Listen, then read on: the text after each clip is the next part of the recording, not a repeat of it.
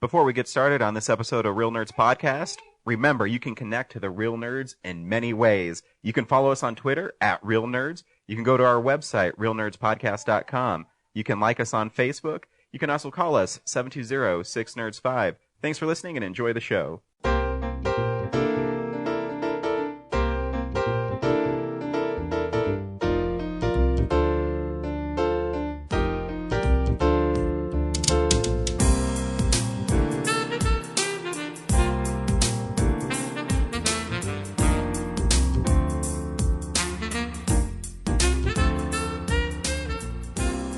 Welcome to Real Nerds Podcast, unofficially the official podcast of Denver Comic-Con. Pick up your tickets at denvercomiccon.com. Buying single-day tickets because 3-day tickets are sold out. But you have to get them, James. Wait, I have to get them? Yes. I've never bought tickets before. I know. Did you send in our press thing? Oh, shit, I haven't. I'll do that. Okay, I think they have till the end of February or something. Yeah. While I'm talking about it, I'll bring it up in our email.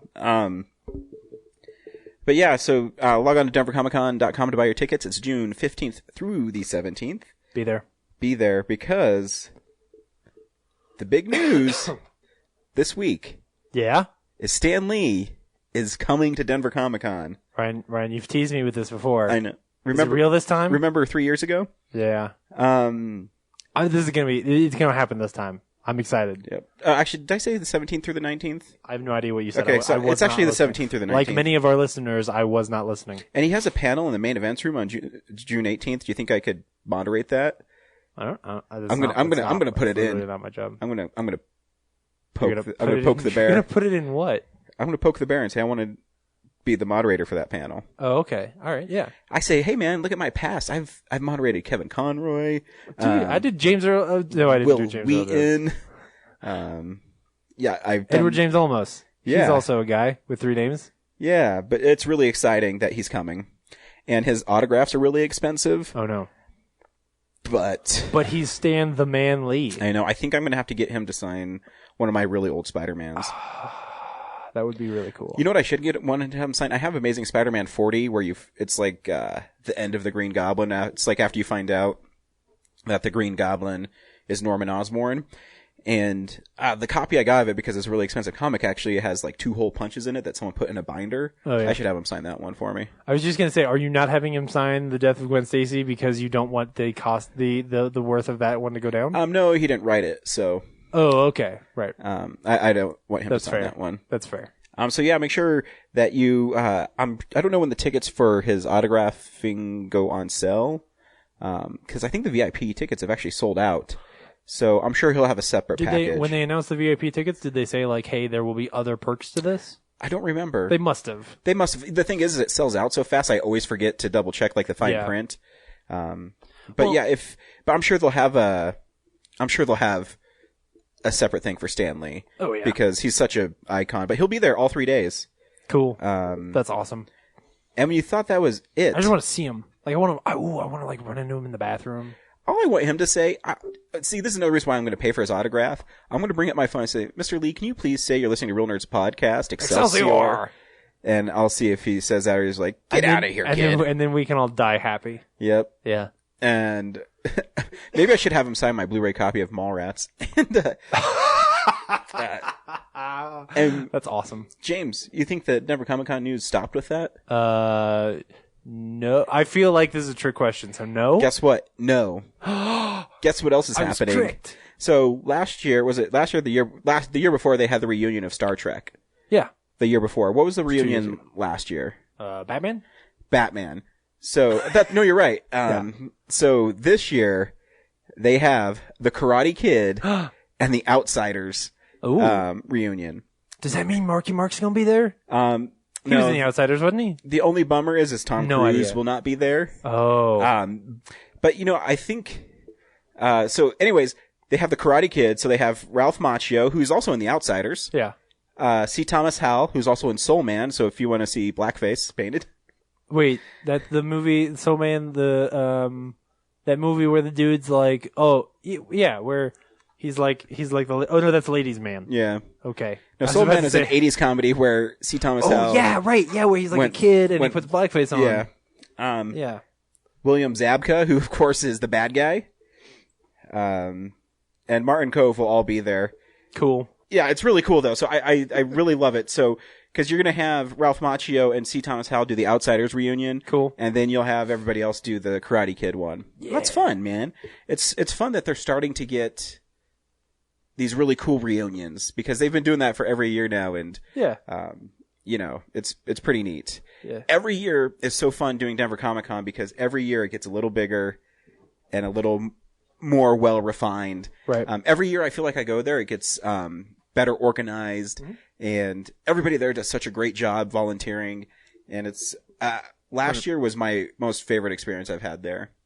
Yeah, I would agree. Last Because- year was really good. It was just like we were more relaxed. Like we weren't rushing around as much as we have in the past. But the funny thing is but it we was were fun. more relaxed, but I think we did way more interviews. Yeah, I think so. It was pretty. And there were a we lot of- I got to meet Amanda Connor, and she hugged me. It was a good day. It was a good day. Yeah. So James, you know what I want? I want Rebecca Isaacs to come back. Me too. Is she coming? I don't know. I haven't seen her. I'm gonna on tweet. I'm gonna this. have to tweet at her. Be like, "Yo, dog, what are you doing? Yeah, come on. Where you hanging out?" Because my dream is to have her draw a Batgirl for me. She can sleep on my futon if she doesn't want to. Like, Yeah, I don't know you why know. she wouldn't. I Right. mean, that's a great invite. it is. I did put the picture of as our new cover on Facebook as me and you with her I know. because that's one of my favorite interviews too. Because she was so nice. She's so fantastic, man. Because remember, she's like, I "You got- guys want to interview me?" I got that page of her art that you got me hanging in my office now. It's awesome. Yep. And I got my Tim Sale framed, and it's up. I got a Tim Sale. It's just a print that he did that he signed for me of Captain America, and I got that framed and hanging in my office. It's Nice. so cool. Nice. I'm glad you like the original art. I got you. Oh, it's fantastic, dude. It's a great page. It is. It's a really cool page. I just couldn't afford her covers. Her covers are really expensive. Yeah, of course. But if you have an extra $2,500 lying around, they're you definitely know I worth do. it. You know the one cover I've always wanted is the one where she did the take on Archie. Yeah, that's a good one. Is a great one. My favorite cover of hers is Angel and Faith going to L.A. and Oh, yeah, they're that's a great one. they're in the convertible, and you get the reflection of Hollywood sign on the Mm-hmm. car. Oh, it's so cool. I am excited though. Georges will be there. Yeah. and he's done Batman books since last time we talked to him. Yeah, 'Cause so you can remember- talk about Batgirl. Remember our last interview with him? Oh, you probably don't because it hasn't been put up. God damn it. But our last interview with him, he wouldn't talk about his new project because he couldn't yet. Right. And then he ended up doing Batman. So It's cool. He's awesome. I'm really, really excited. I just want to talk to him about like his Armani shirts and shit like that. I know. Like, he's a cool guy. He is an awesome guy. If you're wondering what we do on Real Nerds Podcast besides geek out about what's happening because you're very on confused about what's happened for the last that 10 minutes. Denver Comic Con, is every week we go see a new movie and we podcast our experience to the world. This week we saw... Is your whole house shaking? Yeah, that's our dryer. Oh, okay, cool. All right. I just want to make sure that I wasn't like... You are not going crazy. Okay. Whew, man. I was like, this is Colorado. We ain't got earthquakes here. Sorry, I totally derailed You're you. fine. No, we go see a new movie, and our new movie we picked this week is Jane Got a Gun. So, The much troubled production of Yeah. Jane Got a Gun. and the worst thing about this movie, we'll review it later, but the worst thing about this movie is that I've had Aerosmith stuck in my head since the moment I got to the theater. Why is that? Because of Janie Got a Gun. Oh. Janie got a gun. I wonder You what know. that would sound like. That's not. No, this is the one time you've asked for a music cue. I am not going to do that. Why is that? Because I don't want to lose all my money. Are crazy they thing. known for suing? I have no idea. I'm just saying. I didn't actually mean, put Metallica in. right. I was just going to make it a Metallica joke. No, I don't want. That's clearly crossing a line. I'll put Star Wars music in there because John Williams is dope as shit, and I feel like he'll be okay with it. But I have a feeling Aerosmith would be. yeah, for the most part. But what are they doing? Right? They still make music, make tons of money. I'm sure they're still touring and shit. Yeah. Yeah, they don't care. Our favorite place to see movies is the Alamo Draft House. Oh hell yeah, it is. Here's what's playing at the Alamo Draft House next week.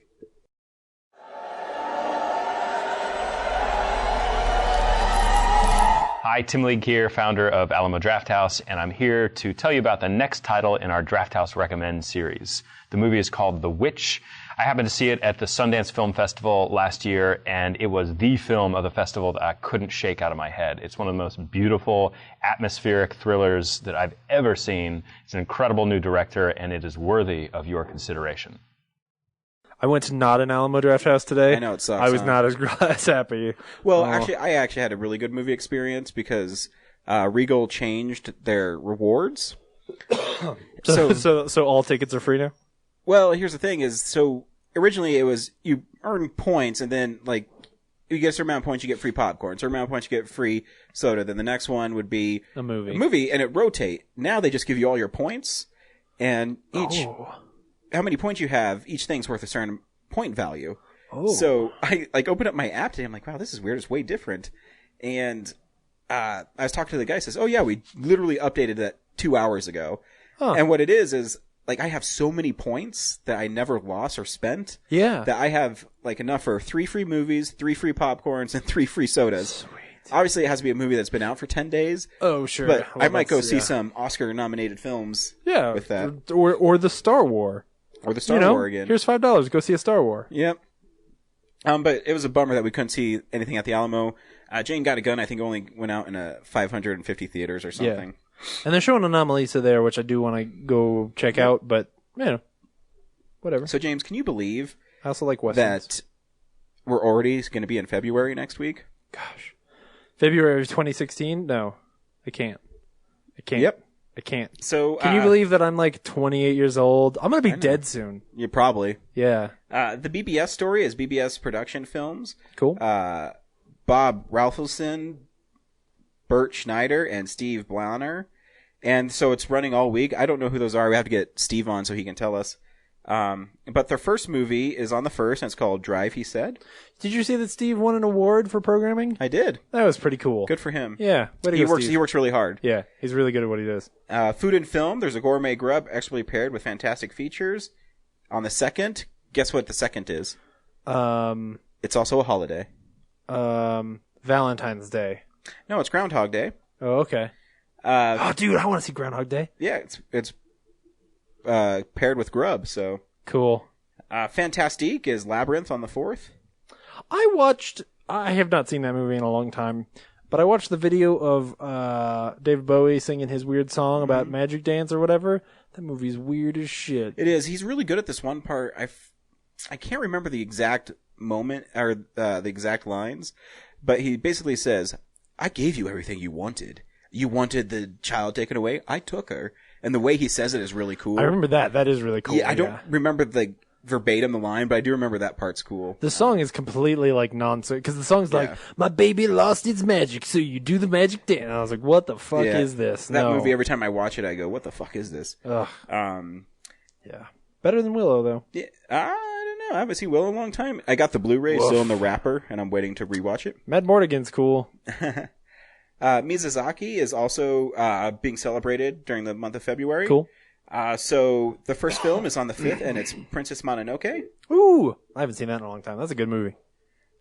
Kids Camp is Ready, Jet, Go on the 6th. I don't know what that So is. it's the Rocky Mountain PBS at the Alamo. It's probably some cartoon on Rocky Mountain PBS. Jet Jackson. Quote Along on the 6th is The Princess Bride, which is a brilliant film. Awesome. Always good. Yeah. If you want to get in on the beer dinner this month, I'd recommend getting tickets. It's not till Valentine's Day, but it's Shaun of the Dead. Ooh. We're going to save you, Barbara. And on the 1st is Frankenstein and Paper House with the director Bernard Rose in person. And I think on Frankenstein, Tony Todd will be there. Ooh. We have a great interview with him one day. Everybody will hear it. Fuck.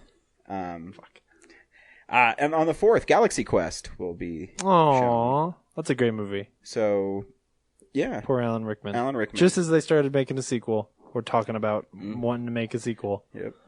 It's too bad. It is. So that's what's a playing at great the movie. Alamo this Cool. week. Good stuff. Yeah. What do you want to start with, James? Let's see what we've been watching. Cool. Oh, we got movie side! This is my boomstick.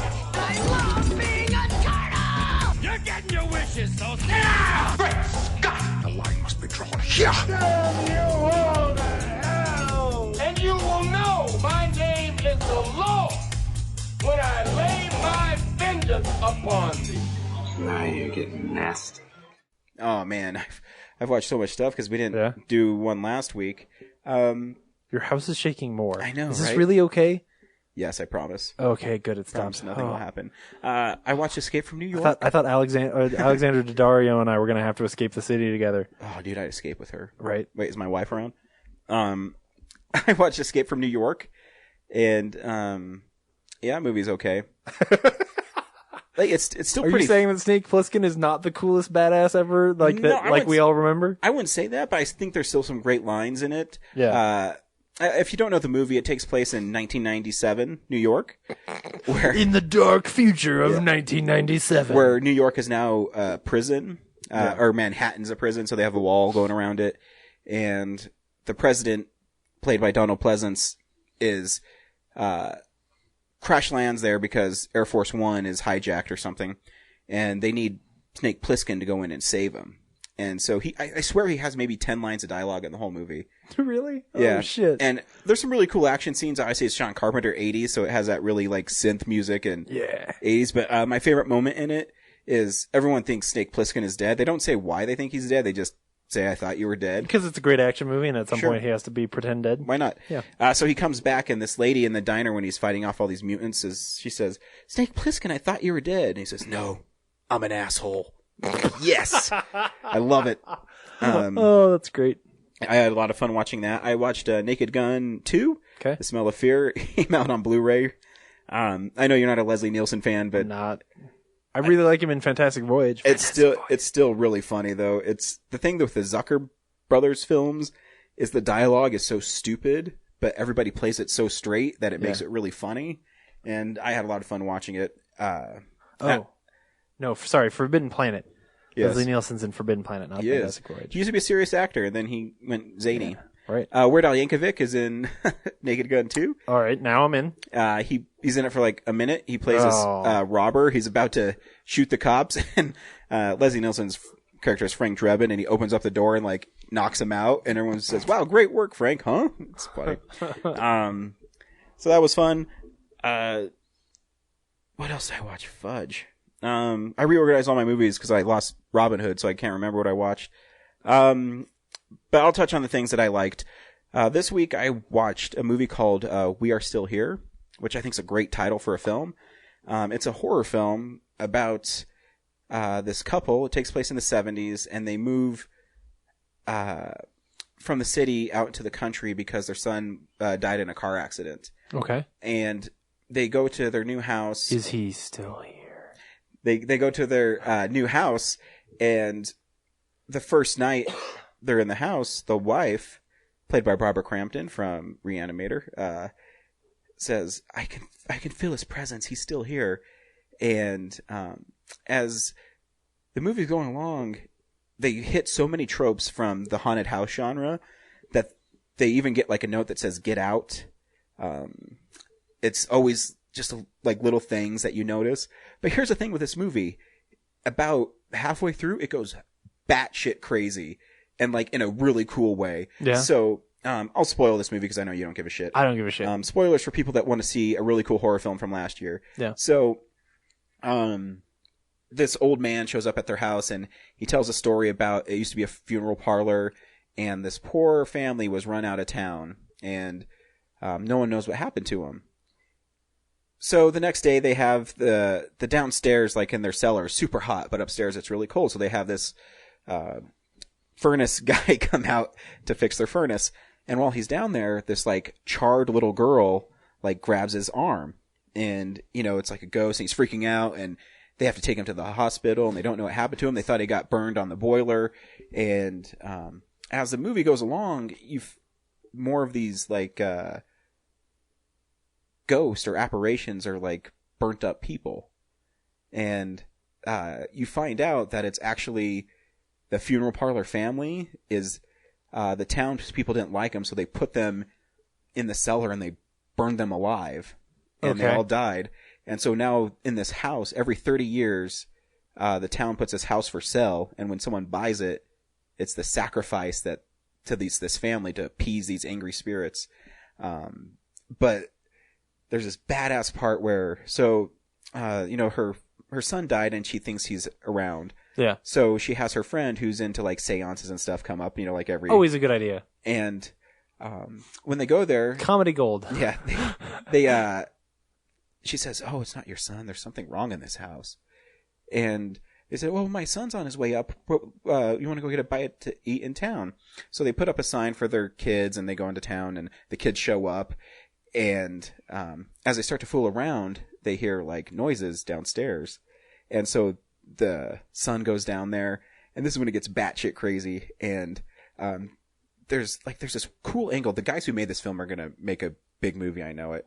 There's this angle looking up at his girlfriend and of complete terror, and you're like, what is she seeing? And that burnt like dead guy like pins her boyfriend down and punches both his fists through his head and like rips his like eyeballs and stuff out. And you're like, what the fuck just happened? Because this movie is like PG-13 up to this point. Yeah. And so the girlfriend gets all scared and she runs out of the house and she's like, oh my god. And then the demons like pop up behind the girl and it like punches through her chest and rips her heart out. And you're like, what the fuck is happening in this movie? And then the end is the townfolk are trying to get this family to be sacrificed, but the ghosts don't like the townspeople, and they just rip all these people apart, and it goes like batshit gory, crazy. And, So like they break out of the house and they like go kill people in the town? no, the people in the town come to their house okay. because they want to make sure that they're being sacrificed. Yeah. And instead, these people get like annihilated, and I mean it's like Evil Dead style blood. Oh, cool. And it's all practical, so it looks really cool. Cool. So if you like super gory films, I would definitely recommend We Are Still Here. And it's really creepy. It's really well made. Yeah. For like a little low budget Canadian film. Totally. I rewatched. Do you remember a movie called Spawn? Yeah, I happen to know they came out at the same time as Vegas Vacation, because I remember a guy taking his like 6-year-old to see Spawn. So Spawn is based on the hot comic book property. Todd McFarlane's leading property IPO. Yeah, It's one of those things where I've never understood the popularity of Spawn. I mean, he's not popular anymore, but no. In the night, he was very 90s. yeah, in right? the 90s. Like- Basically, he's Spider-Man with a cape. Well, except also a demon. Yeah, I mean, like the way he moves and his costume with like- its eyes and Yeah, stuff. visually he's like a Venom. heavy metal version of Venom. Yeah. There we go, heavy metal Venom. So I haven't seen the movie since 1997. I wonder why. It's one of those movies that, because I'm doing the comic book movie thing, Right. that it was at Tradesmart for $2.99 on Blu-ray. Yeah. I was like, whatever, I'll get it, and I got that and something else. It cost me like $5. Right. So whatever. And I'm watching it, and when it starts, I'm like, oh my god, this is the biggest piece of shit. Even before it really got going, like the title credits are the biggest like direct to video thing I've ever seen. Right. It's like fire, and like some of the letters are backwards when they say their names. And everything about it just reeks what's wrong with comic book movies in the 90s. Yeah. And there's horrible CGI in it. Yeah. Have you seen it? I think I saw it on TV many years ago. I don't know who. I forget the name of Satan in it. It's like Megalobosh or something.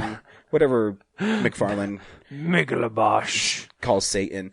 But That sounds like a Power Rangers villain. right, it's this huge demon, completely CGI, Yeah.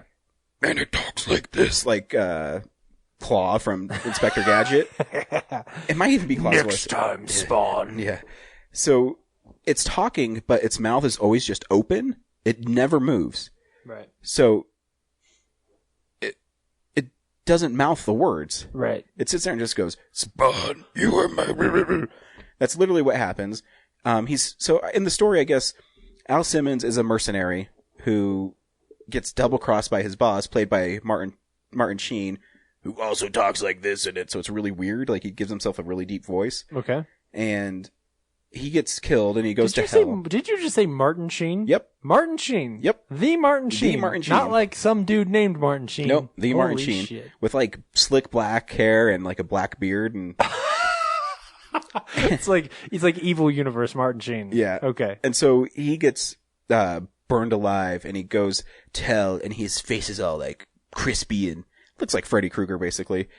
And he's given a deal by the Satan guy whose mouth doesn't move, but he's talking. Lead my army. That's what he says. And so he goes back to Earth, where It's like evil Yoda.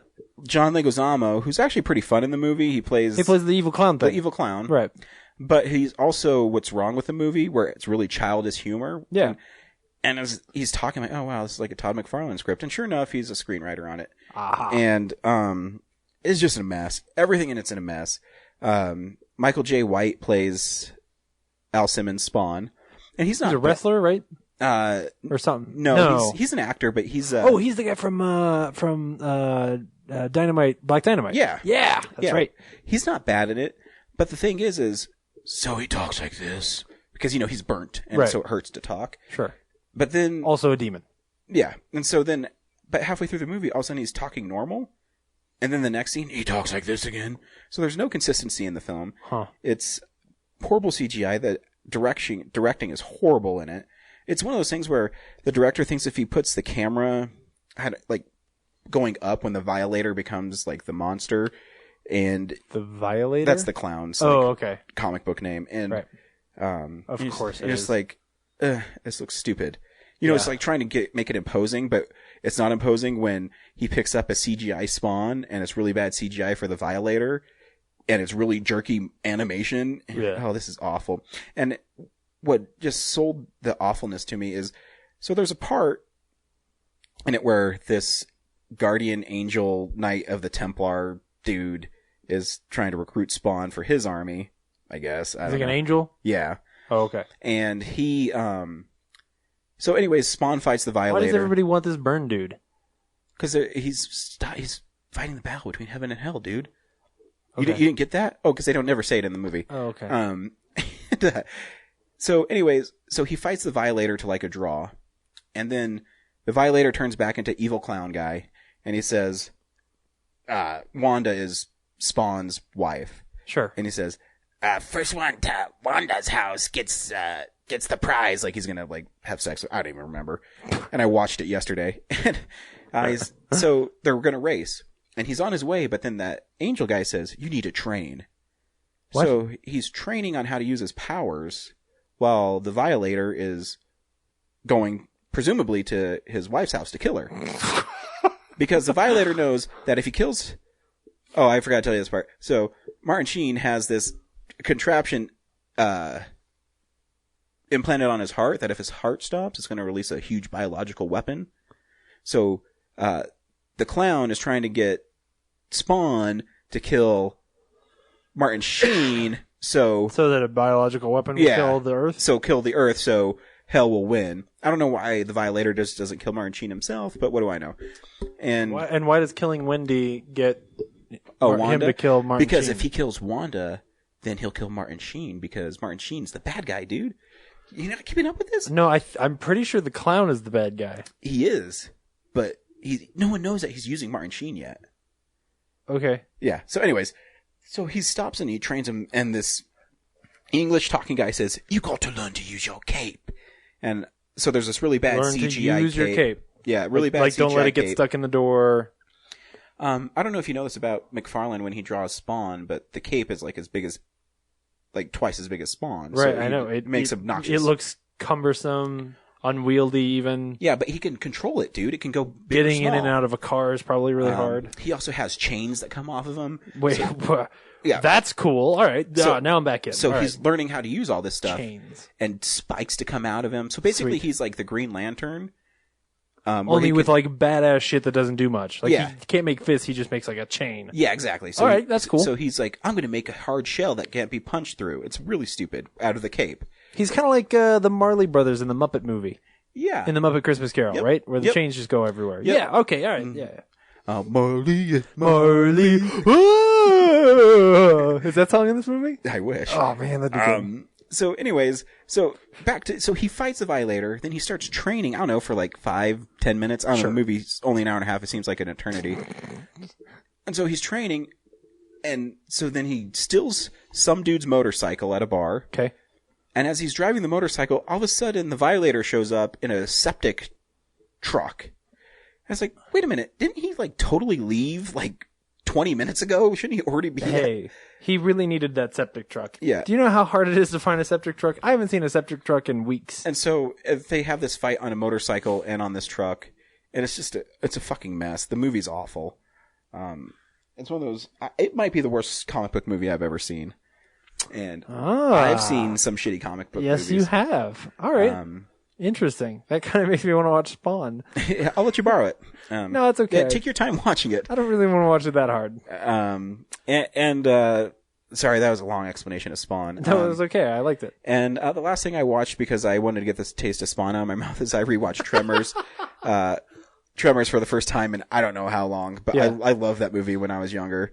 Okay. And Do it's- you love it now? Yeah, it's still a fun movie. Cool. I Okay, think good. I think Kevin Bacon in it is really good. Yeah. My favorite part is him and Bert are being chased by the graboid after it eats their horse, and they jump across that concrete like ravine, and it runs into it, and Bert says, "Hey, we knocked him out," and Kevin Bacon says, "We didn't knock him out. We killed that son of a bitch. Fuck you!" And I can't believe that movie's PG-13, one, because it's pretty violent, and Yeah. two, there's tons of cussing in it. Really? Yeah, I love it. Did they say the F word more than once? No. Okay. But they say shit a whole bunch. I think that's okay. And it's pretty violent, and it's Yeah. pretty scary, but Yeah. I guess because it's kind of a campy movie, they kind of let it Right. slide. I don't know. Is there, is that the one that starts with like the old lady in the car getting swallowed? Or is it just a woman? No. Or is it the second one? There is a lady who's in a car that gets swallowed, but it's about halfway through the movie. Oh, maybe okay. I 'Cause thought that's where it's. It opens with, oh man, I just watched it like 20 hours ago. Whatever. It's no big deal. But yeah, anyways, yeah, so I think the movie's just pretty clever. It's Yeah. funny. It's a cool idea. They should make it like that's a movie you could remake. Oh yeah. Yeah, Oh, yeah. like just go get some fun dudes. Like go make a movie where some giant, where there's worms in the earth will eat you. and it's, That'd be cool. it was fun watching because I haven't seen it in a long time, but there's a joke where, they're driving back to town and they're talking about the new college intern because the old college intern was some nerdy guy out there. And they said, Lame. Oh, wait, it's supposed to be some girl. And so Kevin Bacon is like hauling ass across the desert. He says, I bet she's like 5'10", blonde hair, legs that won't quit, and a breasts that are way out to here. And it's that really cute scientist girl, and he's really disappointed about it. It's pretty funny. But there's jokes that you didn't get as a kid. You're like, oh, All right. he's being really sexist and Yeah. He's disgusting. kind of a shitbag. yeah. All But right. I still had fun watching the movie. It was pretty fun. Cool. And that's what I watched this week. Awesome. I saw just a couple things to go over. I rewatched Neighbors, which that movie is really great. Man, the fight scene at the end where Seth Rogen fights Zac Efron is awesome. Like comedic gold, really badass and cool. I don't know if you remember that very well, but like I do. It's great. yeah, like there's that. I had forgotten this movie so much, but when he picks up the beer and he screams, "I'm Batman!" and throws it and it bounces back and hits him in the head. Oh man, that movie is genius. That's a really great movie. Yeah. Except for the boob milking scene. That scene is not funny, but I rest think of it's great. Rose Byrne steals that movie though. I think she's great in that film. oh, she's fantastic. That scene just for me doesn't work very well. Yeah, I love her in that movie. I also finished season 2 of Lost. Nice. Season 2 is great. It's funny. I was watching some of it at work one day, and like at the end of the day when most people had left, and somebody came by, and she was really excited because I was like, "Oh my gosh, you're watching Lost! This is great!" And so she sits there for a while, and we were talking about like how much stuff because she was flabbergasted that like it was still season 2, and they're blowing up the hatch, and like you know all this stuff about Desmond, and that show cooks a lot more than I thought. Than you remember. I Like, told it you moves when- so fast. When I watched it straight, I would watch almost a whole season a day. yeah. Because it gets to a point, I think in season, is it 3 or 4 when it cuts the episode order? It's 3 or 4. 4. It's 4. So season 4, 4, like, 5, and 6 are shorter. I'm pretty sure I got through, like, I didn't stop watching it. Like, I got up to go to the bathroom and, shower and stuff, but... Yeah, because it's only 16 episodes. You can get through 16 episodes in a day pretty easily. And that's when I didn't have a wife or anything, what the fuck I mean, are I you was doing? I was dating Laura at the time. Right, but she wasn't. She But was she in a wasn't different around. town, so it was like, Yeah, I was literally at my house by myself because Yeah. my cousin was out of town, always installing cell phone towers. Yeah. And I would get off work and I'd just go home like, oh, I'll watch 10 hours of Lost. I have nothing else to do. Right. Why the fuck not? Yeah. Yeah. So yeah, that's been great. And then, I also watched, what was the other thing I watched? So, I've been talking a lot lately about how I want to watch all these 11-year-old movies and figure out what the hell is going on with this stuff, right? So I finally watched Divergent. And it's pretty good. What? Like, it's still a piece of shit, but it's the best one of these. I have to say, my niece thinks those movies are shitty. Well, she's wrong. This is the best one How of them. dare you? I mean, I love Taylor, but yeah, this is the best one between Maze Runner and Hunger Games and like the Bella Swan movies and what's the other one? I'm forgetting one more. This is easily the best one. Really? It's still all the like cookie cutter lame bullshit. Like this is not a good movie. Does Shailene Woodley make it better?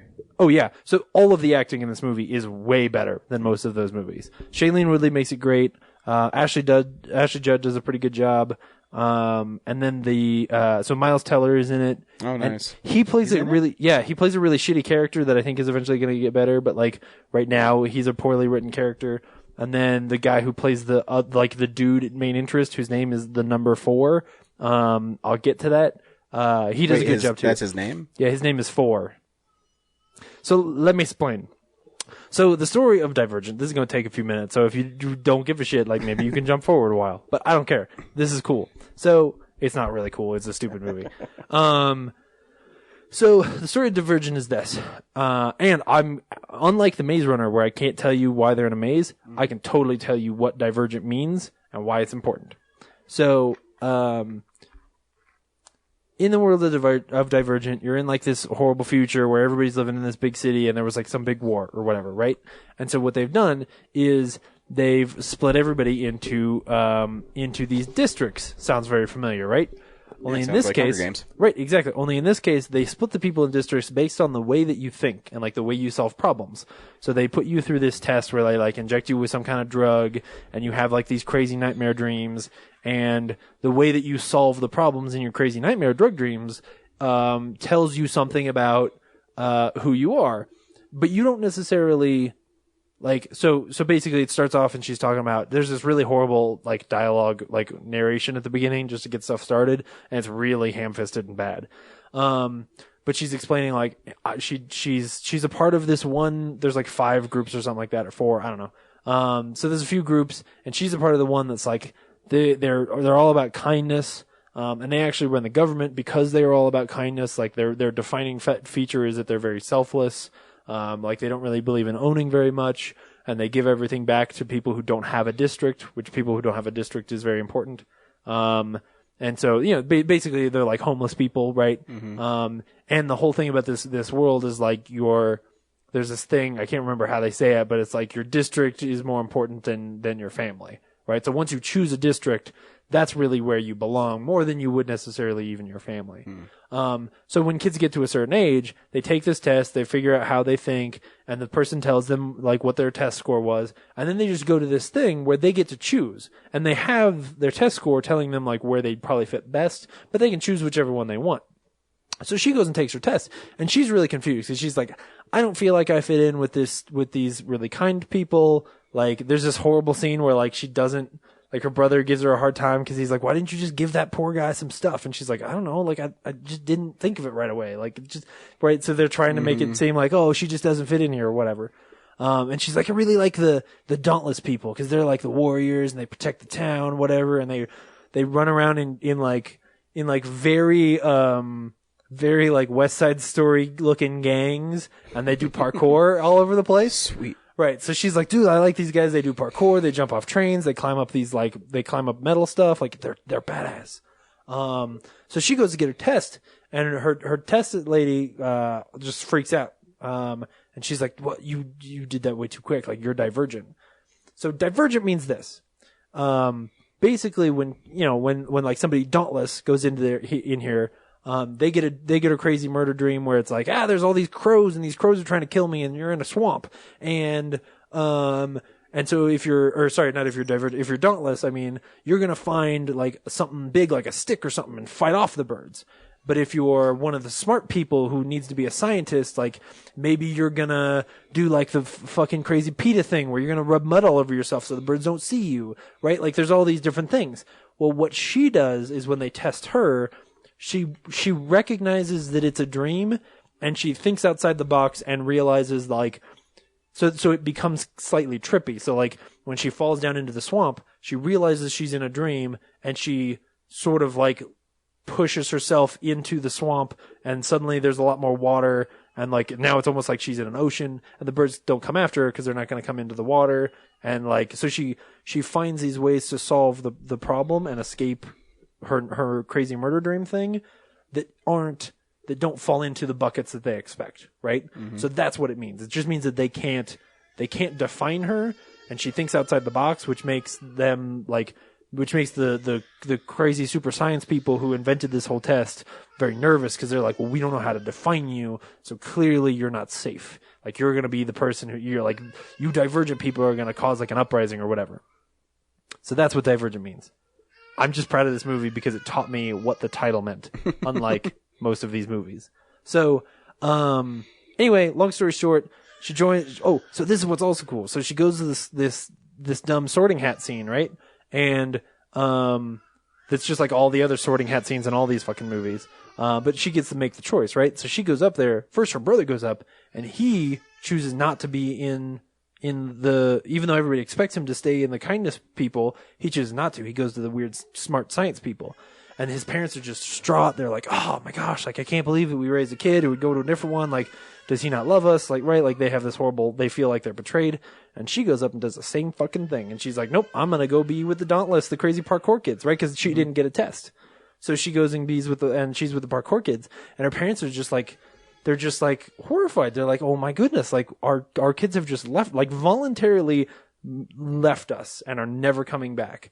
And it's a really kind of sad little moment. But I'll point out that it's totally like a choice that she makes. Like, she makes this choice, and she makes a lot of choices to do things in this movie. It's pretty cool. Anyway, so long story short, or not really, because it's still very long. She runs with these Dauntless kids, and they teach her how to do parkour. And the other kids are like, they pick on her because she wasn't already Dauntless. Like, she was a kind one, and there's all these rumors about the kind people not really being kind, and the intelligent people are led by Kate Winslet, and Kate Winslet's like, "You guys are fucking assholes," and so she like, she ends up like, you know, causing a whole war thing to happen, and then Shailene Woodley falls in love with this dude whose name is Four, and they get tattoos and shit together, and then they fight back, and she runs into her parents, and she tries to save her parents. Spoilers: her parents die. It's really sad. No. Yeah. And then, but they're dumb. Like, her mom's kind of smart, but her dad's just dumb as shit. And yeah, and then she tries to save the world and shit. And so there's like some closure at the end. But everything's all fucked up now. So who knows what's gonna happen next? Oh, now because they can't go back to Dauntless because they kind of have to betray Dauntless to do this. So now like she and Four are like out on the road, just riding trains together, with some other dude. Yeah. And there's like little glimmers of, like, it's interesting because you hear about, you get Four's backstory, and like his dad beat him or whatever, and some people thought that was a rumor, and then it turns out to be true, like, because she goes into his crazy nightmare dreams at one point. And so you get to like learn about like what his problems are and who he really is, and Miles Teller plays a complete dick who basically just calls her like racist names all the time. And then at one point like somebody tries to rape her. Yeah. It's pretty good. Man, I don't know what the It's not fuck good. you just said, but you're special, man. That's from Jay and Silent Bob Strike Back. Yeah, I don't know. I'm You're interested to intrigued. see another one. Yeah. How many is there? 3 right now? The third one's coming out this year, I think. The third And one now coming that out? one looks totally different. Are I you don't sure know there's not already 3 of them? Divergent, Allegiant, Allegiance this year, and then I think Insurgent is the second one. Insurgent, Allegiant. I don't know. Whatever. The third one, the trailers for the third one make no fucking sense by comparison to what I just saw. So maybe they go straight downhill. Like, maybe they just turn into dog shit. I mean, they're already dog shit, but they're like Watchable. palatable dog. Yeah, like there's some cool action scenes in there. Like, It is not a bad movie. If I were like a teenager, like if I were 11, 10 years old, I'd be like, this is pretty cool. I like this movie, you know? Yeah. It's all right. Dude, Shailene Woodley. Yep. She's great. She is. So, yeah, that's what I watched. I also want to point out that I rewatched Maggie and You're Crazy. That movie's dog shit. There's this great scene where he's talking to his daughter about what her mom saw in him, and it's really great. And I also watched Hotel Transylvania 2 again. Oh. And my little boy watched that movie with me. Yeah. It's a aw. really cute movie. That's pretty good. Yeah, I love I like that movie. I don't know why people, I think people automatically just assume because it's Adam Sandler, they don't give it good reviews.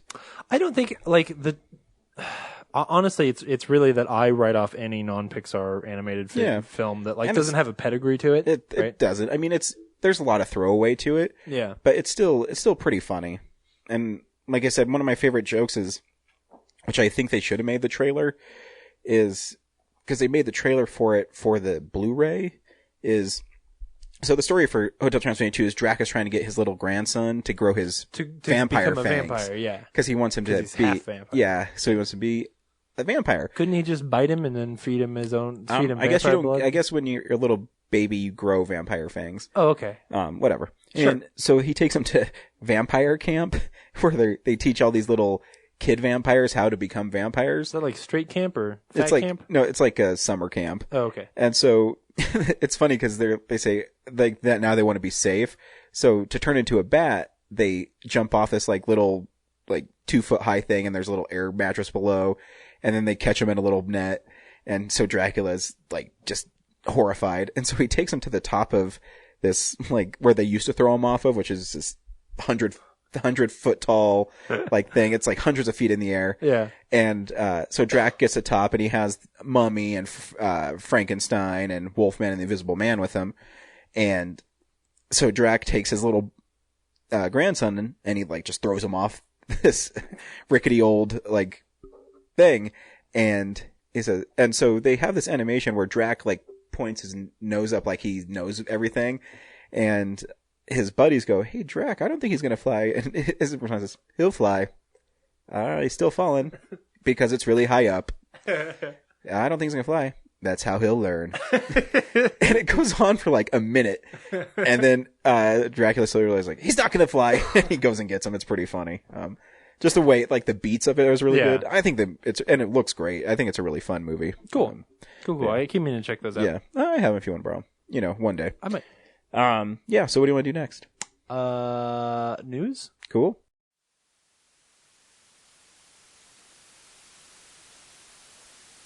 There is no news. That's real news. Yep. How about Blu-rays? Cool. Ignition sequence start. Whoa, DVDs.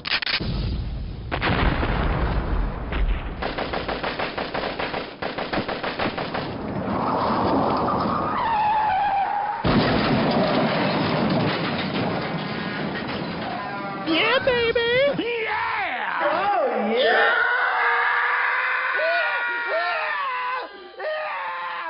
Yeah, baby! Yeah!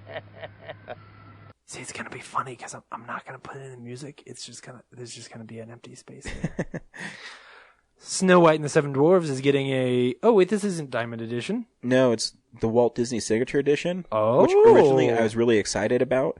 Because Yeah. if you read the description of it, it says with commentary by Walt Disney, pulled from archives. Yeah. So I thought you'd watch the movie and they would just put Walt Disney interviews throughout the movie talking about the film. Sure. And I was like, I'm going to totally trade in my 4-disc Ultra Diamond Edition of Snow White because I want I want one where Walt Disney's talking and the packaging's a little slicker. It's like, I'm going to do that. And then I read the review on Blu-ray.com. It's a 4-minute like clip. Aww. I know. I'm like, I want to listen to him just talk about it for an hour and a half. Yeah. Because it has to unfortunately, exist. You can't. I don't know that it does. Well, I mean, there might be an hour and a half of content out there. Yeah, because when they recorded their studio, their storyboard sessions. Oh, really? Yeah. Oh, okay. Well, So then, they yeah, have there's has totally, to exist. Yeah, that would be cool. But Man, no one cares about special features on Blu-rays anymore. Oh, well, Disney usually does. I know. That's why I was really bummed. I don't know. I still might. Target has a storybook edition of it, where it's like a the Blu-ray is the storybook drawing version of it, Sure. which is pretty nice.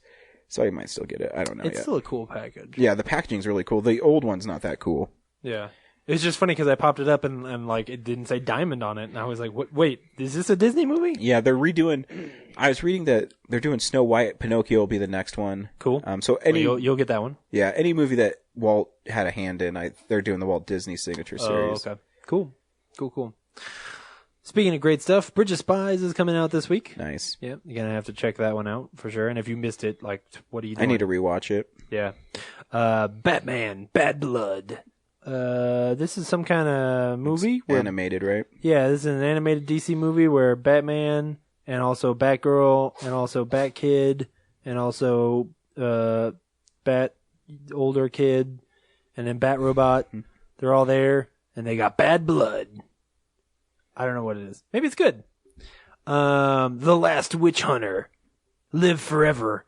Hunt also forever is the tagline of Vin Diesel's The Last Witch Hunter. I kind of want to check that out. Cost $90 million and made $20 million. Oh shit! It cost $90 million. Yep. Oh man, was 50 of it Vin Diesel's?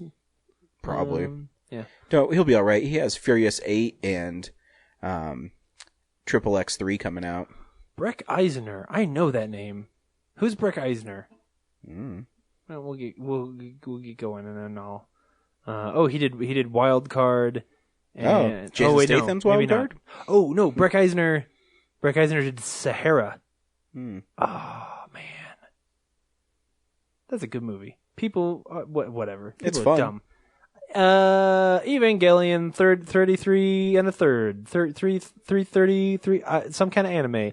Carol is coming out on Blu-ray this week, so if you want to see Carol, Falling Skies season 5. What's been on for 5 seasons? Dude, right? Whoa. And can I point out that it doesn't say Falling Skies the final season. It says Falling Skies the complete 5th season. Man, wow. All right. Zoolander is getting a Blu-ray release, so if you don't have Zoolander, now's your chance. It's a pretty decent looking cover. It's got Zoolander on the front. Freeheld, which is that movie where Julianne Moore and Ellen Page fall in love, and then they fight about fight with the government and stuff. The Keeping Room. The Keeping Room is the Alamo released, not produced, but I think they're doing the distribution for like feminist Western movie where Haley Steinfeld has to fight with Sam Worthington. That trailer looks always badass. Oh yeah, no, I really wanted to see it, but it was only there for a short time, and it was at a time where there was a lot of movies to see, so I missed it. So I'm excited to see that one. John Candy's Delirious is getting a Blu-ray release this week, which I've never seen. Neither have I. So maybe I'll check it out. It's got John Candy on the front, and he's looking happy, and he's got a typewriter. Does he look delirious? No, he looks like John Candy. But he died too young. Yeah. Speaking of James Vanderbilt, we weren't, but James Vanderbilt's got a movie called Truth. It's got Kate Blanchett and Elizabeth Moss and Robert Redford in it. Which is a movie where, it's a movie about like, the truth.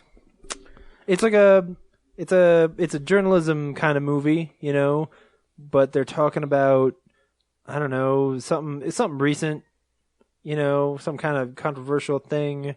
I don't know. Doesn't matter. Might be good. Check it out. Suffragette is coming out this week, which is Carey Mulligan and Helena Bonham Carter. Yeah, I like suffragism. Mm-hmm. Suffrage. I'm a fan of suffrage.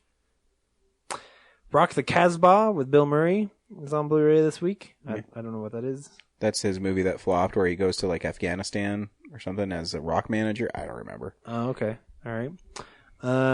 Speaking of things I don't care about, Sandra Bullock is in Our Brand is Crisis, which is a movie people were talking about. I think it's some kind of like another flop. Yep. David Gordon Green. Man Up with Simon Pegg. How come Simon Pegg keeps being in movies that nobody sees? My guess is those are like his England movies. Oh, this one's got Lake Bell in it. I think he also just likes making like fun little movies. Yeah, probably. You know, so because he was also in a Star Wars movie, so He I was. guess I can't say that nobody sees his movies. Highway to Hell. Oh no. The director's name is Ate De Jong. Ate is his first name. Ate? We're gonna say it's Ate. Okay. Oh wait, I gotta get close to this because the cover here is a cop with a gun, and he's got he looks like he's burned, but he also has some weird tattoos and some crazy future sunglasses that are bolted to his head. Does it look like he's going to hell? Yeah. And his name is Sergeant Bedlam. Ooh. And I didn't mention that his gun isn't a gun. His gun looks like somebody soldered it together out of some parts they found on a construction site. This looks stupid as hell. Get it? Highway to Hell? Mm-hmm. Oh shit, it's got Christy Swanson in it. Oh, all right. She's been in a movie twice.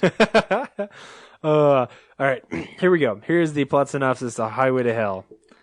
Wait, add a flame sound effect. I think that was pretty good. We're good Foley artists. We are. Chad Lowe and Christy Swanson star in the horror comedy action adventure. That's a lot of genres. The horror comedy action adventure as young lovers Charlie and Rachel eloping to Las Vegas for a secret wedding. Standing in their way is... Is it Satan? Tell me it's Satan. Standing in their way is Satan. Yes. who has taken a liking to the lovely Rachel and has sent his hell cop, C.J. Graham. What? His hell cop, it's played by C.J. Graham of Jason, from Jason Lives. That's Jason. Friday the 13th, Jason part, Lives, yeah. Part 6. He's taken a liking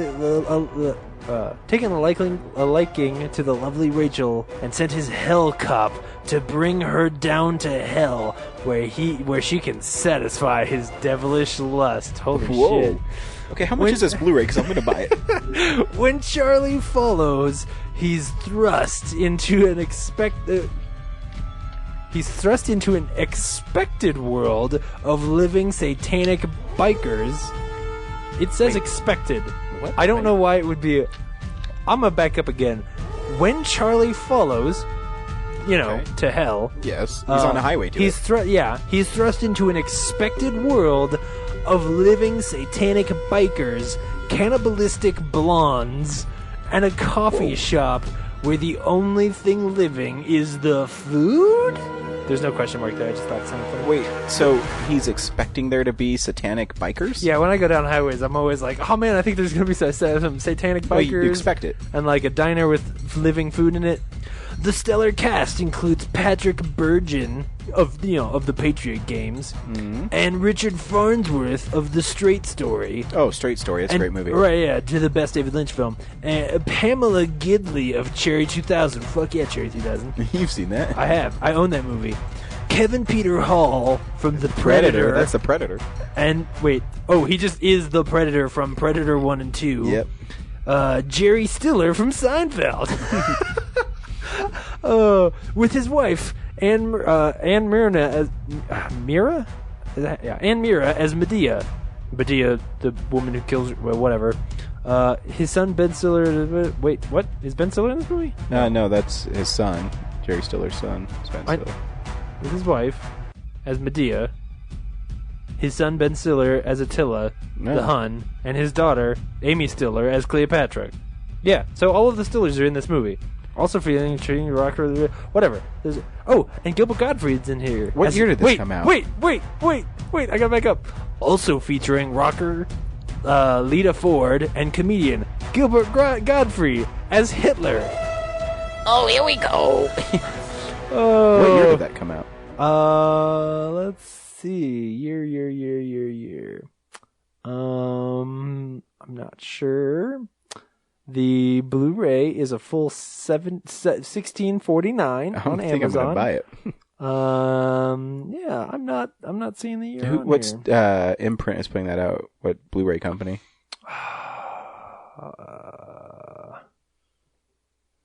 Kino Lord, or I think. Oh, they make good Blu-rays. Anamorphic, yeah. Kino. Yeah, Kino. Yeah, they make good Blu-rays. Yep. So, Hell Cop, not the title of the movie. Highway to Hell, though, is. Moving on. Do you think they got the AC/DC song for it? No, they don't have the money for that. I'm Gonna Get You, Sucker is getting a That's Blu-ray a funny release. movie. I feel like it's got a Blu-ray release before, but this is a really. Mm-hmm. This is a pretty cool looking cover for it, though. Have you ever seen You the should movie? go check it. No, I haven't. It's really funny. It's by Keenan Ivory Wayans, and it makes fun of black exploitation films. Okay, cool. I'm down. It's fun. All right, I'm in. I'll check that out. And Up the Creek from 1984 is getting a Blu-ray release. It's Tim Matheson, and they're on a raft going down a river, and there's a lady Cool. in the raft or something. This is a weird looking cover. Up the Creek. Ignore it. Just like everyone else. Oh, shoot. There's one last. There's a Bela Lugosi horror film called Extraordinary Tales, which has got Christopher Lee, Bela Lugosi, Julian Sands, Roger Corman, Wow. Guillermo del Toro. What? This must be some kind of compilation. Based on the horror masterworks of Edgar Allan Poe. Oh, cool. So it must be some kind of like series of stories of Edgar Allan Poe adaptations or something. And I don't know how it got Bela Lugosi in That's what I was there. going to say. But whatever. That's cool. All right. So check that thing out. Maybe it's just him picking flowers. Oh, that would be great. Yeah. Never to be seen again. Cool. I'm going to go watch Plan 9. That's what's coming out on Blu-ray this week. Hey, this is a comic book you should totally get. Dope. I created some special new superheroes. They were characters that reflected my own heartbreak and my own regrets. How so? Dr. Doom wears body armor to conceal his own mangled form, right? Yeah. Okay. That was me beneath the armor. The Hulk. A normal guy 1 minute, a rage of emotions the next. Just like me when I thought about what I'd given up. So you created each character as a way to deal with your one big regret. Yeah, the girl that got away. Look, do yourself a favor, Brody. Don't wait. Because all the money, all the women, even all the comic books in the world, they can't substitute for that one person. I don't know, all the comics in the world? Trust me, true believer. So, right now, Spider-Man, if you go to Amazing Spider-Man, he's like a international hero. He goes all over this world now. He's rich, and he fights like I just read an issue where he's fighting an army of goblins because they're blowing up, like water refugees and, or water reserves in Africa. It's pretty fun. But while those stories are fun, they come with a lot of weight to them because you have to know a lot about what's happening in Spider-Man recently. Sure. So I'm going to tell you a Spider-Man comic that's come out recently that is amazing. And it's simply called Spidey. And it takes place with Spider-Man in high school, but it doesn't take place in the 60s. It takes place now. And in it, he has all his friends. Harry Osborn's in it, Gwen Stacy, Mary Jane. And it's really lighthearted. It's fun. It's drawn by Nick Bradshaw, who's a really great artist. And they're self-contained stories. So, the first one is him just basically fighting robbers and stuff. And then, of course, Norman Osborn makes an appearance at the end where he's like, give me this Spider-Man. And so, the second issue is really good though, cause he fights the Sandman in it, and the art in it is amazing. I love this little comic. And it's kind of like, they used to do these Marvel Adventures Spider-Mans where they're single issue stories, but they're geared toward younger audiences. And they're lots of fun because it gets rid of all the continuity, and all you have to know is that Spider-Man's a high schooler who takes pictures of Spider-Man, and that's all you have to know. So it's really fun, and you should definitely pick it up. Very cool. It's just called Spidey. If you go to Colorado Coins, Cards, and Comics in Arvada, Colorado, 6700 Wadsworth Boulevard, talk to Andrew and get a hold slot, and you'll get 20% off your issues. But yeah, I definitely recommend if you like Spider-Man and you want to see kind of a lighthearted Spider-Man and a fun Spider-Man again, pick up Spidey. Now, at what point does Satan show up to pull his girlfriend down to hell to... You know, I think that's issue 6. Oh, it's and coming of course, it's not Satan, it's Mephisto, so... Oh, right, you can't say Satan in Marvel. Okay. Yeah. Right, yeah. So it's... Okay, cool. Yeah. I just want to make sure that happens. Yeah, it does. Cool. So, what else do we have? Box office? What's happening? Nothing? All right, nothing moving on. exciting. Kung Fu Panda 3 will probably win this week. Oh, yeah, that with movie like came out. 45 million or something. I wonder if it's good. It's actually getting really good reviews. Yeah, the first one was good. I haven't seen the second one, so I had no interest to see the third one. Yeah, me too. But I heard, I think I remember reading it's like at 95% on Rotten Tomatoes.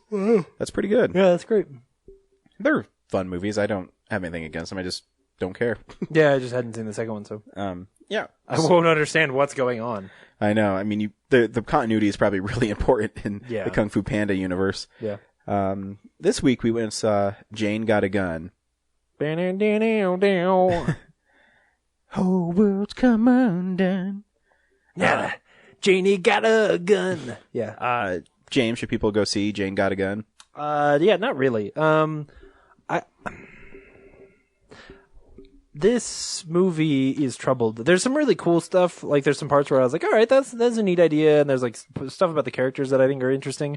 But one of two things is true. Either the script is shit or this movie was edited to hell.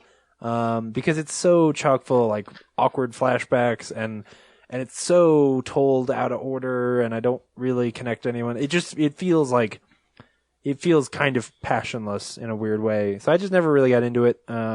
It's not, I can't say it's bad. It just feels mishandled or like ineffective in a weird way. So I wouldn't recommend it. I'll probably forget it in a couple weeks. I'm kind of torn on this one. I actually kind of liked it, but I did have some problems with the ending. A lot of times in movies, well, I'll talk about it when we get to spoilers, but a lot of times in movies, I call it the wussy way out. Yeah, oh yeah. And so that's what bothered me most about this film. Yeah. But I thought the performances were really good. I have some... we'll just talk about it. I say it's a rental. I don't think you have to rush out and see it. At the most, yeah. And you won't have to because I'm sure it won't last long at theaters. Here's a trailer for Jane Got a Gun. Is there a trailer for it? I've never seen one. Yeah, I'm sure there's. If not, here's an audio clip from some movie with Natalie Portman. Here's the trailer to Where the Heart Is, starring Natalie Portman.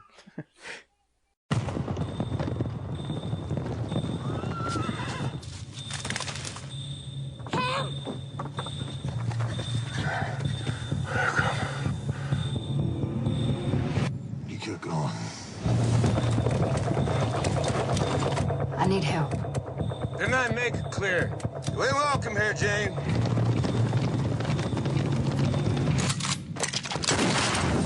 Now we'll spread out across this valley here until that snake slithers out into sight.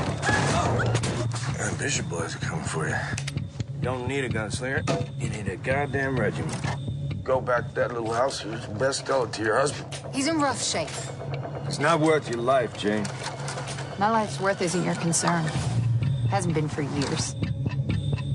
How many might they be? Used to be more than a dozen of them. -1.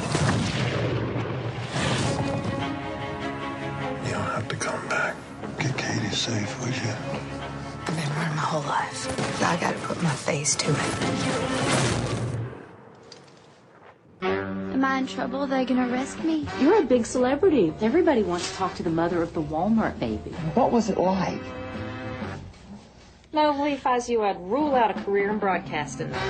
I call my kids after snack foods. Brownie, Praline, Cherry, and Baby Ruth. One of your kids is on the phone. Which one? Pez, Twinkie, one of them. And we ask forgiveness, Lord, for the whoopee that Mr. Sprock and me committed on this very table. Amen. I hope you don't think this kid's gonna call me Grandma. Mama? So, where is the creep? Willie Jack Pickens. You didn't even have to make that up, did you? You want me to play? I have goosebumps already. Play Sound of Music! I know that Willie Jack walked out on you, but that's what makes him trash, not you. You must have met Forney. Smile! You know his great-grandfather was governor of Maine? Oh, you had a big date or something? No, I'm done with guys like that. No more men at all. Oh. Forney's in love with you. Forney's different from us. He went to college. Are you trying to say that you're not good enough for him? I was thinking I could maybe be a photographer. You don't hear me laughing. Here we go then. You are the best friend I've ever had. Do you love me?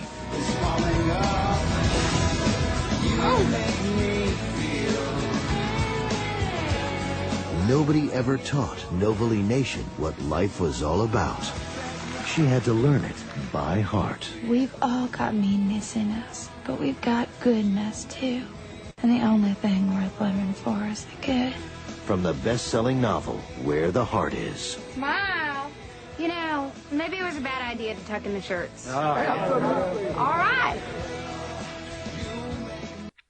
So Jane Got a Gun takes place in 1871, right? Yeah. I don't know for how many timestamps there are in this movie. It takes place in 1871 in New Mexico, where Natalie Portman's character Jane is on a farm with her young daughter, and all of a sudden this dude who's wounded on a horseback comes back home, and you find out that's her husband. Yeah. And he's being chased by the Bishop Gang, which is a gang of outlaws. And slowly throughout the film, you find out why they are chasing him and how they found him. Yeah. And then it turns into kind of like a revenge thriller. Yeah, I mean the revenge part is pretty short. Yeah, it's mostly a movie about three people in a cabin trying to get through their baggage so they can defend themselves from like the bishops. Ewan McGregor, yeah. Because the vast majority is that of the Ewan McGregor? movie. Oh yeah, the bad guy. Yeah, I didn't recognize him. Oh hell yeah, it is. He's one of the best things about this movie. Nice. Yeah, his evil little mustache. Yeah, it's awesome. Oh, it is. Yeah, I didn't even recognize him. I guess I didn't pay attention to the credits either. Oh yeah. So then it's like a Western. You know, the movie's really short. Like I felt it's like it's an hour and a half. Yeah. Yeah, an hour and a half, and most movies, 2 hours now. But anyways, so. But for it's telling a Western story that it's very familiar to you, and so if you did it if you drug this out for much longer, you'd just be like, this is not a like rich film like a True Grit or a 3:10 to Yuma where there's like a lot of stuff going on and a lot of big action scenes. Like, no, this is a quiet little Western movie where you've got a little revenge plot, and if you made it too long, it would outstay what's welcome. I do miss Westerns. Like, they totally, because now they can make them so cool. And they have. There's some what was the name of that awesome movie, like the sci-fi Western from last year? The young ones. Yeah, that's an awesome Western, but it's like a sci-fi Western. Oh, it's great. Yeah, it's so. In the movie, they tell through a series of flashbacks of how they got to where they're at, because you find out that Joel Edgerton was engaged to Natalie Portman's character Jane, and then she ended up. You don't know how she ended up with a different man yet, and you're also given little snippets that her one daughter died, and you're like, well, how did that happen? And so they kind of tell them in flashbacks where they're like out of order. Yeah, they're out of order, which is fine. I think it's an interesting way of telling a story. But the flashbacks with Jane and Dan were like too corny. Like, it seemed out of place in the film, didn't it? Hey, we just like literally there's a shot where they're running through a field like laughing and everything is wonderful, and you're like, is this a cartoon? Yeah, is this a cartoon scene? And I don't know if it's because they're trying to say, oh, it's like a distorted view of what they remember. I don't know. I don't think so. I think it's a kind of ham-fisted. Like to me, a lot of it came across as like very disjointed, and it feels to me like a movie. And sure, I'm bringing a little bit of meta here to it because, of course, this movie was shot like 2 years ago and has been, it has had a really tough life. Did you hear that they had the original director just didn't show up on set the first day? Oh, sheesh. Yeah. No, I didn't hear that. Some lady, I read a whole article on the Hollywood Reporter about it, how she just didn't show up. Sheesh. It feels like a movie that's like they got something and then they were just trying to figure out how to piece it together. Because the way that they tell the Joel Edgerton and Natalie Portman story just feels real cumbersome. Like, it feels like the story's not that convoluted, but the way they tell it makes it feel convoluted. Because I really love the scene where because she says, you know, I left because he joined the Civil War. He joined the Union. Right. And so she never heard from him, so she assumed he died. Right. Because he never wrote her a letter or anything. And he's, Yeah. you know, and there's that one scene where, you know, he's making bombs and he says, you know, you could have went down to the post office and didn't see my name there. You know, I wasn't dead. And she said, well, I was at the same post office and I never got a letter from you. And you're like, oh, so what's going on? Right. And then they have that great That scene. is a great scene, yeah. They have that great scene where they're upstairs and he's, you know, he talks about how he was, you know, a prisoner of war and how he, you know, I couldn't write you. I was stuck there for I don't know how long. And then she tells the story about why she left is because she thought he was dead and that there was dead bodies like in the street. And so she, grabbed their child and, you find out that it's actually Joel Edgerton's child and, she was going to be sold into prostitution by the Bishop guys and they killed her daughter. And then that makes Joel Edgerton like really mad and he's going to have revenge on him too. And then they have this huge shootout and So that part's cool. yeah. The only part I didn't like about it is the movie title is Jane Got a Gun and she really doesn't use it till the end. Right. You know, I think she should have been a little more. Yeah, she's not as badass as she could be. Yeah. I mean, Yeah. she does blow Gael Garcia's brains out at the beginning, but Yeah, that's great. oh no, that's Rodrigo something. That's Rodrigo. He's the dude in 300, like the god in I don't know his 300, like the guy Oh, who is that who that is? Yeah. Oh, funny. Yeah. The guy with the crazy scar on his neck. Yeah. Oh gosh, when they slow motion in the flashback, when they slow motion him getting shot in the neck, and you're like, get it? This is the guy from before. I'm like, God, seriously? Yeah. And so again, I was actually down with the movie. I didn't have really that big of a problem with it. I mean, it's a January release. I'm not looking for. I just want to be entertained. I was starting to get it. Then the ending started. He's getting close to the end. Yeah. And the one thing I didn't like is so Joel Edgerton goes out to look for Bishop and his brother because they're the last two guys alive because they've killed everybody else. And he sees the brother and he shoots and kills him. And then. Which that's pretty good. Yeah, but the Bishop guy shows up behind him and he's like, drop your weapon. Like, if that was real, shouldn't the bad guy just blow him away? Absolutely. And then he takes him inside, and this is what I call the wussy ending, is, I like the ending, so he tells, Jane that her daughter's still alive, and, you know, she's shooting him in the each leg, and then in the hand, and I really like that part. I'm like, oh, awesome. And, she's like, you just tell me where she's at. He's like, why would I tell you? She says, he's like, I have nothing left to lose or something. She's like, that's right, you don't. And he kind of says that she's at like the whorehouse they were at and she shoots him. And I don't like that their daughter was still alive. Hell no. What he should say is after he shoots her a bunch, he should be like, she's waiting for you in hell. And then she kills him. Like, yeah, you take all of the like, whatever sting that character had before is gone. Now he's just a creepy rapist. And you're like, exactly. Okay. Like, yeah, I mean, he deserves to be shot, but like, you know what I mean? Like, so that's what I mean. It's a wussy way out because to me is, even though it was really ham-fisted where you saw her like boot floating in the water. And I was like, oh man, now they took away her whole motivation. And again, like that's told in a flashback and it's her flashback.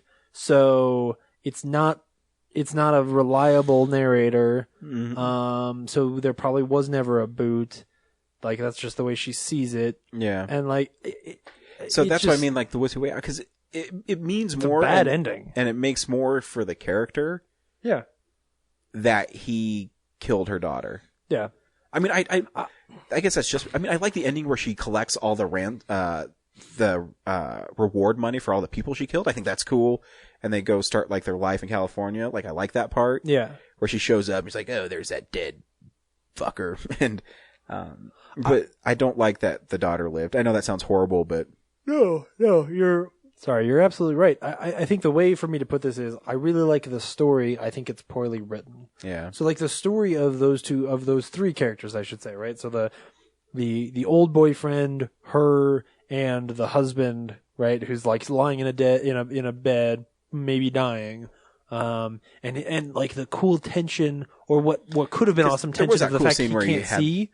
where he had the gun pointed at him. Yeah. And he's like, "You're a piece of shit." Yeah, that's a great scene. That's a great scene. And you've got this whole dynamic of the fact that, he's dying and he can't see very well, but he's got a gun, and they're defending themselves in there too. So like, how does he know not to shoot Joel Edgerton? Like what? Like there's this really cool device there that's never used very well. So there's a lot of great stuff going on. I would have rather it just been a movie though where the three of them are in a cabin and they have to talk. And when you have to tell me the story of what happened, put those characters in position where they tell me. The flashbacks. And you don't need the flashbacks. Yeah. The flashbacks only serve to give me more Ewan McGregor because Ewan McGregor is really cool, right? So what you should do is have those scenes and then also flash over to like Ewan McGregor torturing some other family or something, right? See, he was so good, I didn't even know it was him. Yeah, he is. He's cool. He's really cool. He's got an evil mustache. It's great. Yeah.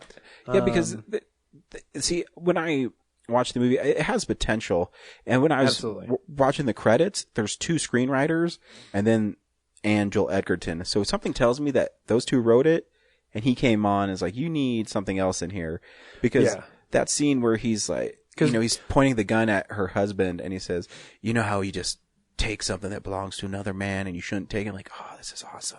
That was actually one of the most disappointing things was seeing his name on it because he wrote The Gift from last year, which I really liked, and is a really well written and very tense film. And he directed that one too.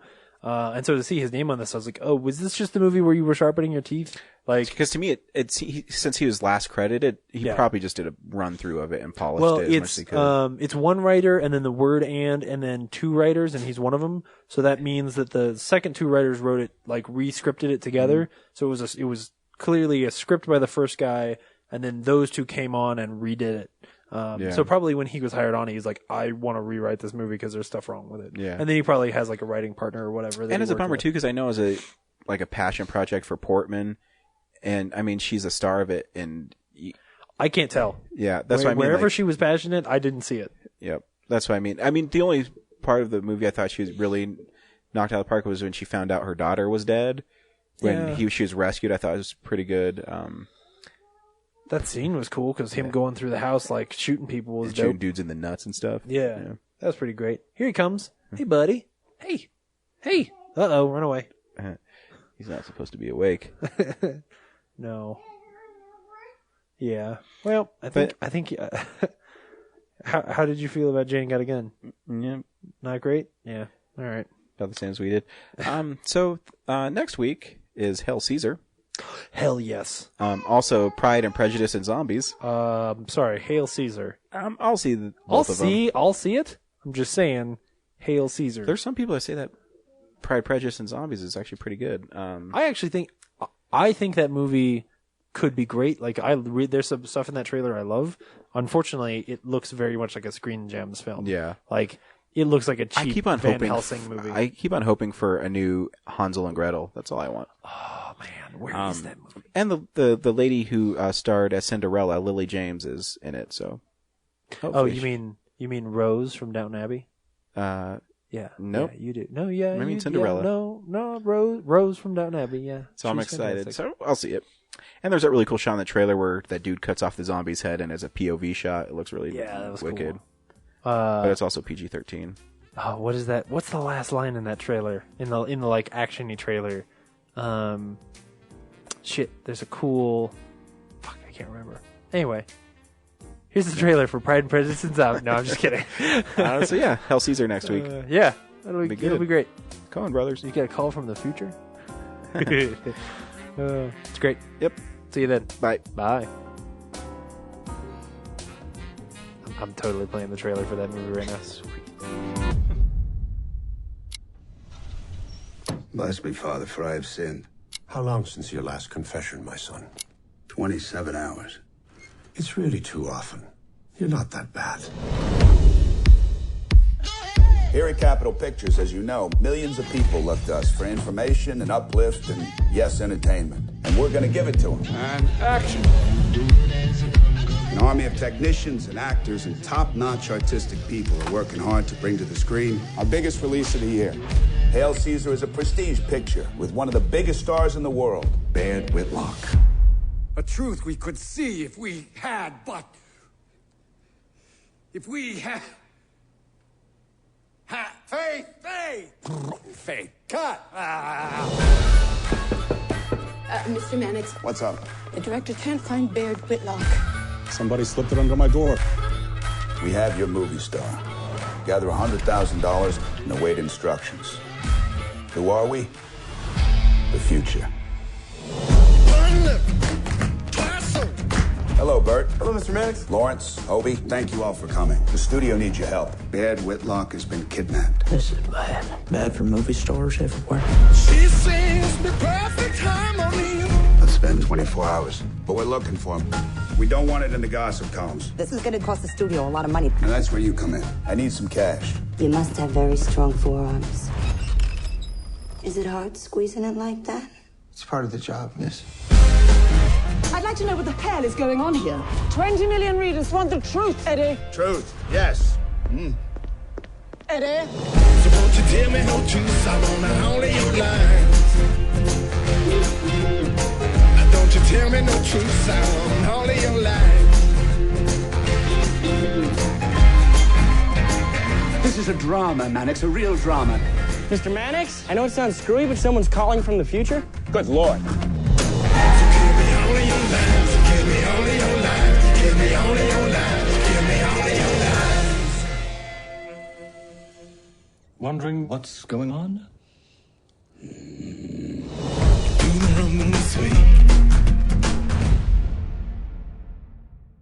Visit our website, realnerdspodcast.com. You can tweet us at real_nerds. You can email us even, realnerds@gmail.com. Like us on Facebook. Hey, stream us on Stitcher. You want to call us? 720-6nerds5. And download us on iTunes. Just search Real Nerds. Thank you, Joe Kempter, for the wonderful voiceover. And also Spark Mandrill for the wonderful late-night jazz smooth sounds of movies. You can find him on SoundCloud. This has been a Nebulous Visions production.